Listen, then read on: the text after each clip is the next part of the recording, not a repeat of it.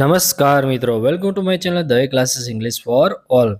મિત્રો, આજે આપણે ધોરણ 6 નો યુનિટ 7 બી એ ચેમ્પિયન એની આજે પહેલી કવિતા છે જોવા જઈ રહ્યા છે. એના પછી આપણા નેક્સ્ટ વિડીયોની અંદર આજે સ્ટોરી છે major Dhyan Chand the hockey wizard, એ પણ આપણે જોવા જઈશું. બટ બિફોર ઇટ મિત્રો, જો અમારી ચેનલ પર નવા હો તો ધોરણ 6 ના આગળના પાઠના પણ વિડીયો તમારે જોવાના બાકી હોય તો એની લિંક વિડીયોના ડિસ્ક્રિપ્શનમાં આપેલી છે, ત્યાં જઈને તમે જોઈ શકશો. અમારો વિડીયો પસંદ આવે તો ચોક્કસથી એને લાઇક કરજો મિત્રો, અન્ય મિત્રો સાથે શેર કરજો અને ચેનલ સબસ્ક્રાઇબ કરવાની બાકી હોય તો આ વધુ વિડીયો જોવા માટે ચોક્કસથી ચેનલ સબસ્ક્રાઇબ કરજો. હિયર વી ગો મિત્રો. જો બી એટલે બનવું થાય છે, ચેમ્પિયન એટલે વિજેતા, વિજેતા બનો અથવા તો ચેમ્પિયન બનો, બરાબર, એવું ટૂંકમાં અહીંયા વાત કરવામાં આવી છે. હવે મિત્રો, ચેમ્પિયન ક્યારે બનાય એની પર આ કવિતા છે, બરાબર. તો અહીંયા વાત કરવામાં આવી છે ટીમ વર્ક, બરાબર, જેને ગુજરાતીમાં કહેવાય છે સંઘ કાર્ય. અર્થાત કે આપણે કોઈ પણ રમત રમીએ છીએ એની અંદર આપણે એકલા ના જીતી શકીએ. જે બધા સમૂહમાં રમતા હોય ત્યારે ક્યારે જીતી શકાય કે જ્યારે ટીમ વર્ક હોય. ઉદાહરણ તરીકે આપણે ક્રિકેટ રમીએ છીએ તો ક્રિકેટની અંદર ફક્ત બેટ્સમેન બેટિંગ કરશે તો આપણે નહીં જીતી શકીએ, પણ એની સાથે સાથે બોલરે પણ સારી બોલિંગ કરવી પડશે, ફિલ્ડરે પણ સારી ફિલ્ડિંગ કરવી પડશે, કેચ કરવા પડશે, બરાબર. ત્યારબાદ આપણે મેચ જીતી શકશું. અર્થાત કે એનો મતલબ એ થાય છે કે જો બધા સાથે મળીને, બરાબર, સાથે મળીને કાર્ય કરવું એને ટીમ વર્ક કહેવાય. સાથે મળીને કાર્ય કરવું એને ટીમ વર્ક કહેવાય. તો અહીંયા ટીમ વર્ક ઉપર કવિતા છે કે શા માટે આપણે જીવનની અંદર ટીમ વર્ક કરવું જોઈએ અથવા તો ટીમ વર્ક લાવવું જોઈએ. જો પહેલી લીટી કહે છે ટીમ વર્ક એટલે કે સંઘ કાર્ય, સાથે મળીને કામ કરો, સાથે મળીને કામ કરો. શું કહે છે નેક્સ્ટ લાઈનમાં? Together we can make hour dream work. Together એટલે સાથે મળીને, વી કેન આપણે કરી શકીએ છીએ, આપણે સાથે મળીને, મેક એટલે સાકાર કરવું, અવર એટલે આપણું, ડ્રીમ વર્ક એટલે આપણું જે પણ કોઈ સ્વપ્ન છે, આપણે જે પણ કંઈ સપનું જોઈએ છે આપણે ટીમ વર્કના મદદથી આપણે પૂરું કરી શકીએ છીએ. એકલા પણ થાય છે પણ એમાં વાર લાગે છે. પણ ઉદાહરણ તરીકે આપણે જે વર્લ્ડ કપ જીત્યા છીએ, બરાબર, ક્રિકેટની અંદર, એ કોઈ એક વ્યક્તિના કારણે નહીં પણ ટીમ વર્કના કારણે આપણે ક્રિકેટમાં જીત્યા છે. એવી રીતે હોકીની અંદર, બરાબર, ઘણા બધા લોકોનું એની અંદર ટીમ વર્ક હોય છે. એના પછીની લીટી શું કહે છે? જો then we will share the Joy of what we have done. જો આપણે ટીમ વર્ક કરશું તો આપણું સપનું સાકાર થશે, તો આપણે જે મળ્યું છે તેનો આનંદ વહેંચીશું.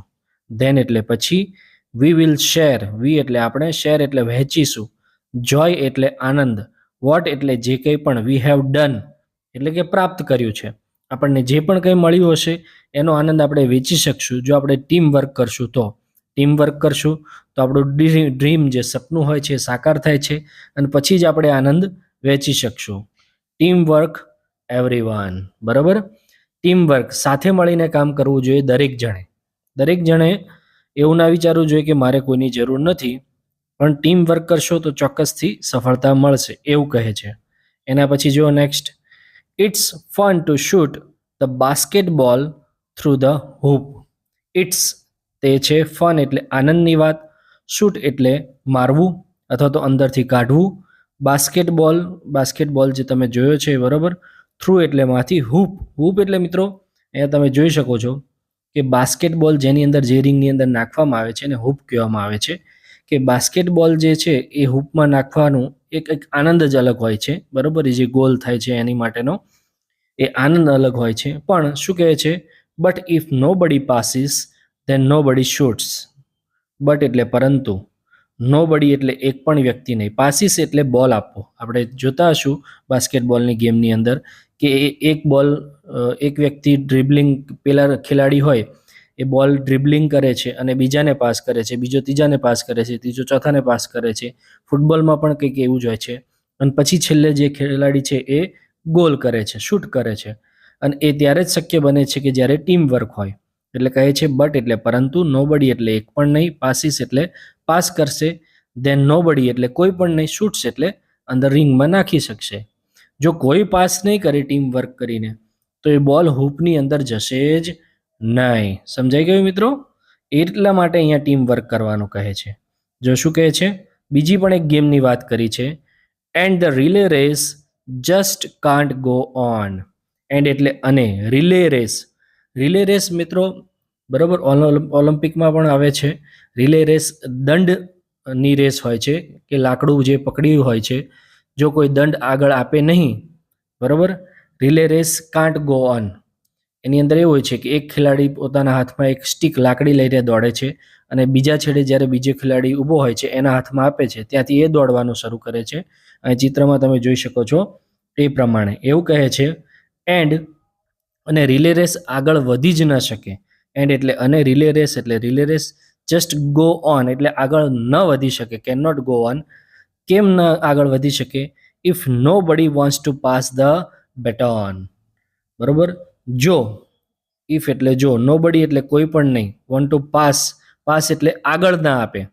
જે લાકડી લઈને દોડવાનું હોય છે એ જો બીજા વ્યક્તિને નહીં આપે દોડીને ફટાફટ બેટન, બરોબર, એવું કહેવામાં આવે છે. બેટન અહીંયા જે દંડ છે, લાકડી છે, એને બેટન કહેવામાં આવે છે અંદર. એ આગળ નહીં આપે તો આગળ રેસ ચાલશે જ નહીં, એ જીતી જ નહીં શકે. એ પણ ટીમ વર્કની વાત છે મિત્રો. એના પછી જો નેક્સ્ટ શું કહે છે, નેક્સ્ટ લીટીમાં, we are the parts that make up the hall.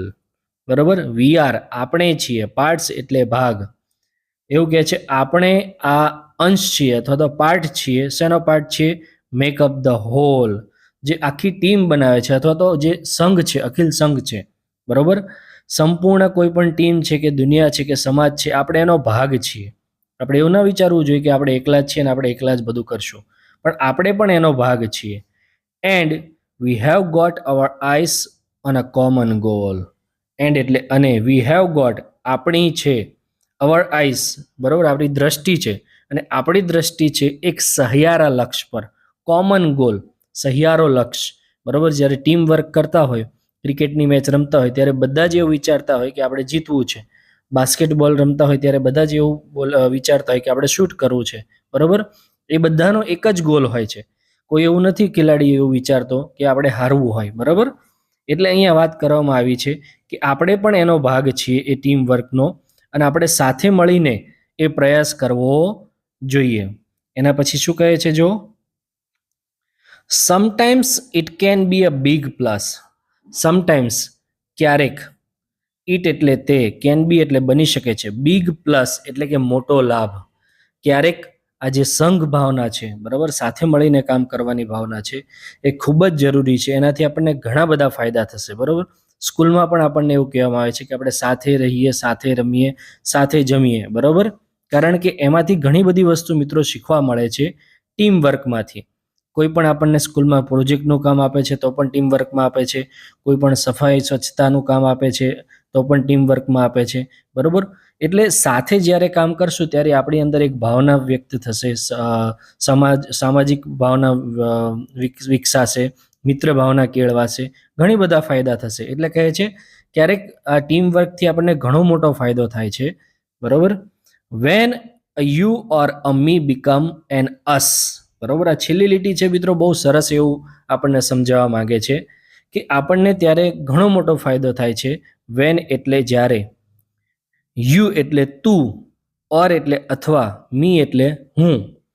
જ્યારે હું અને તું એને બદલે, બરાબર, એને બદલે બીકમ્સ એન અસ, જ્યારે આપણે હોઈએ. બરાબર, તું એમ કર્યું, મેં એમ કર્યું, અથવા તો તે એમ કર્યું, આપણે એવું નથી કહેવાનું. પણ જ્યારે આપણે અસ થઈ જઈએ, ભેગા થઈ જઈએ, બરાબર, ત્યારે આપણે કંઈક સારું ચોક્કસથી કરી શકશું. એને કહેવામાં આવે છે મિત્રો ટીમ વર્ક. એટલે ના તે કર્યું, ના તો મેં કર્યું, ના તો આપણે કર્યું, એવી ભાવના આપણે હોવી જોઈએ. જ્યારે તું અથવા હું ને બદલે આપણે થશે ત્યારે ચોક્કસથી સફળતા મળશે. આ હતું મિત્રો ટીમ વર્કની જે પોએમ હતી એ. આઈ હોપ કે તમને સારી રીતે સમજાયું હશે. હવે એની નીચે જો શું કહે છે, list the games mention in the poem. List એટલે નામ આપવાનું છે, ગેમ્સ એટલે ગેમોનું, મેન્શન એટલે ચર્ચા કરવામાં આવી હોય, પોએમ એટલે વાર્તાની અંદર. અને બે જ આપી છે અને બે જ ગેમની વાત કરવામાં આવી છે મિત્રો. તો પહેલી જે ગેમ છે એ ગેમનું નામ છે બાસ્કેટબોલ.